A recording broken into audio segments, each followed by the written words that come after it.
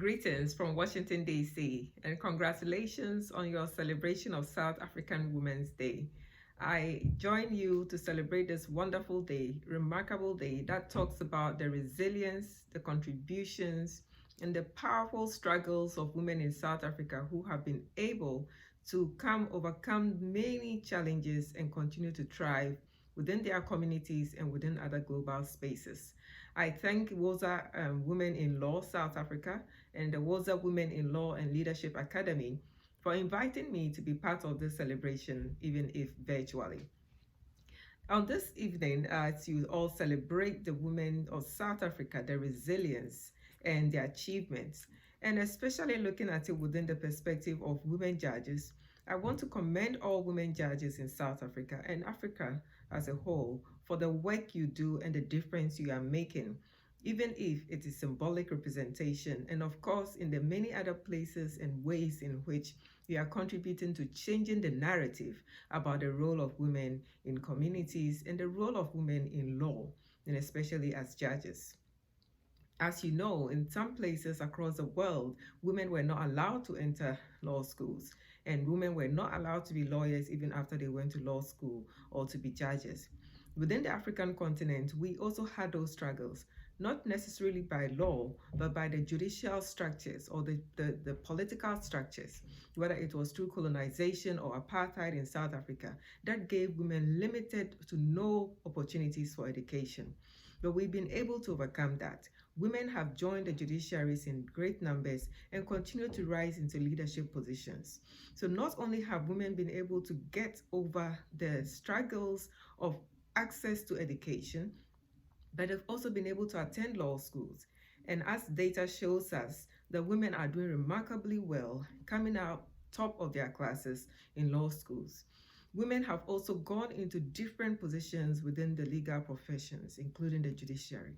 And as we know, research has shown that women across the continent of Africa are rising to leadership positions as chief justices, deputy chief justices, and presidents of constitutional courts in civil law countries. In South Africa, you have for the first time a woman president of the court, Mandisa Maya. So what is this telling us? The women are making progress at a domestic level.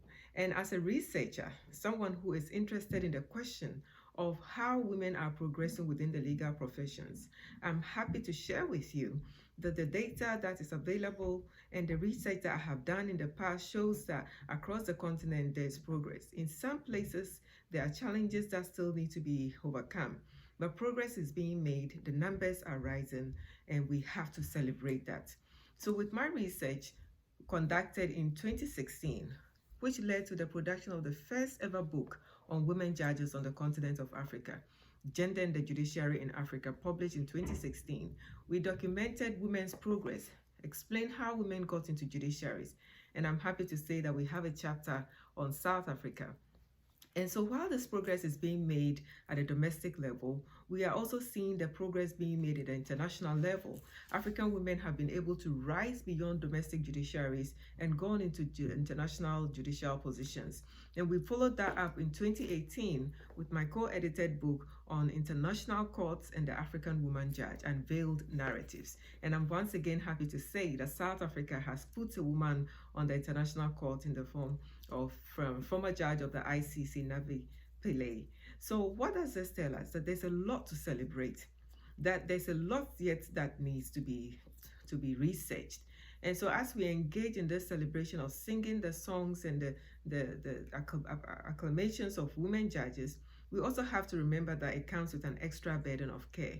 And I have no doubt that as you listen to one another this evening and celebrate the progress of women in South Africa, and especially women in the judiciary, that there will be many stories we will hear of legal narratives, of grounding the stories of women in Africa and in South Africa in our own lived experiences. And that is important. We need to tell our stories. We need to create a record for future generations. And so as a partner with WOZA for this evening, as the director of the Institute for African Women in Law, I share with you that we are engaging in a program that is using legal narratives to hear the stories of African women. And we invite you to join us in telling your stories through your lived experiences, grounded in authentic African beliefs and practices of womanhood, defining the next generation of women leaders in the judiciary and empowering future generations to know that what you all have done today, they can do it when they look back on your story and your struggles, and most importantly, your achievements. So I encourage you all to join us, the Institute for African Women in Law, tell us your stories, and also that WOZA will continue to partner with us as we find ways of amplifying the voices of African women across the world. Thank you for having me, and have a wonderful celebration.